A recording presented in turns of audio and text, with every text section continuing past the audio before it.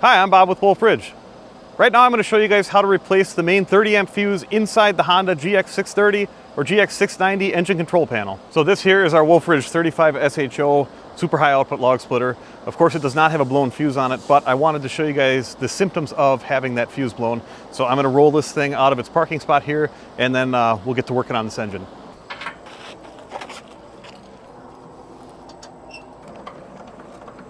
And what I'm going to attempt to do is just lift up the drawbar on this thing and kind of roll it forward. I do have the back leg lowered, but it's not touching the ground right now, so should be able to just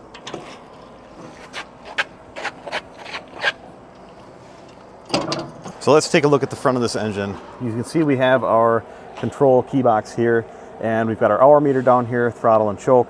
If I turn this key on into the on position, you will see the hour meter light up. It says 0.1 hours.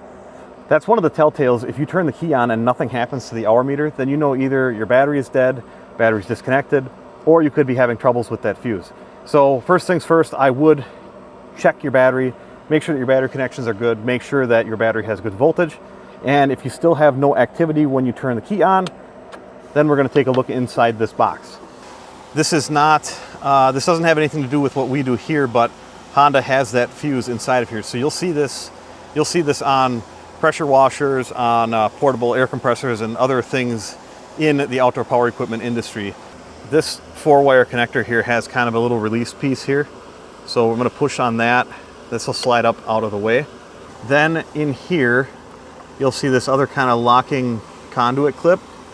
So we can open that up and get that wire kind of out of the way. And then down here, there's one more of those wire harnesses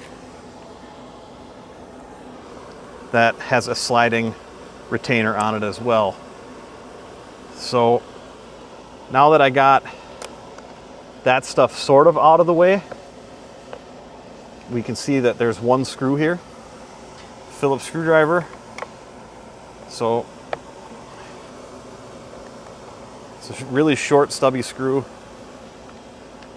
Take that out of the way, and now this door will be loose. You don't necessarily need to remove this completely.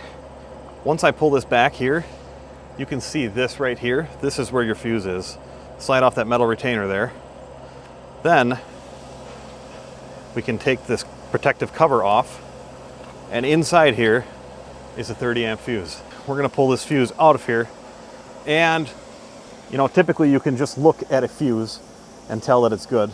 This one sure looks good, right? And I know it's good because it's a brand new machine. But now that I have that fuse out, I want to show you guys what the key switch does to give you a reference point.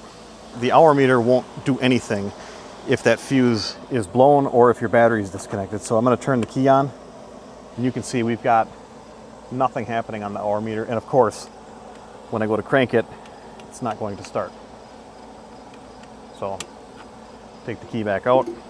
Right now would be the point in time to put a new fuse into this holder. But I would also recommend to check in here to make sure that these terminals are nice and clean looking. Sometimes on older GX series, you will find that these have turned kind of green. Moisture had gotten in here over time. Looks like they've updated this from some of the older ones, as this has some nice thick rubber gasket inside of there. But since we know we've got a good fuse, it's a brand new machine, we're gonna put this fuse back in, and then we're gonna put this protective cover back on. And when it closes, you can feel it kind of engage there. I'm gonna slide this cover back, and then remember this piece up here, this slides onto that. And then we will kind of try to put this back into its position. Now, you do need to kind of caress this and get it in there just right. And it is not the simplest endeavor. There's a few things going on back here that kind of fight you. So, but now you can see we've got that back into position. You can see down here there's a rubber grommet that lines up with a hole on the bottom of this, or a notch. So we'll make sure that that's back in place and lined up. And we did.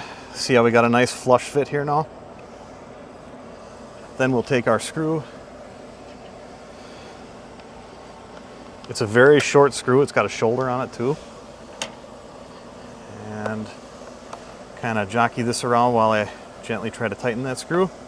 Now we can put our wires back into the positions where they belong. So we had this wire going through here, clip that. We had this wire harness clipped in up here, and this wire harness we had clipped down there. We'll pretend that we had a blown fuse and we just replaced it. Key into the on position. You could even hear the fuel shutoff solenoid click, so I know that we've got juice there, and also our hour meter is reading. So pull the choke, half throttle.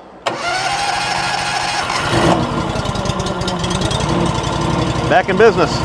So really the only two tools that I needed to do this job was a number 2 Phillips and then a regular flathead screwdriver. If you've got an old machine, like let's say a 10-year-old machine with a Honda GX630, 690 on it, whether it be our splitter or a completely different piece of equipment, you know, there's a chance that that fuse holder in there might be rotted, might have some green corrosion on it.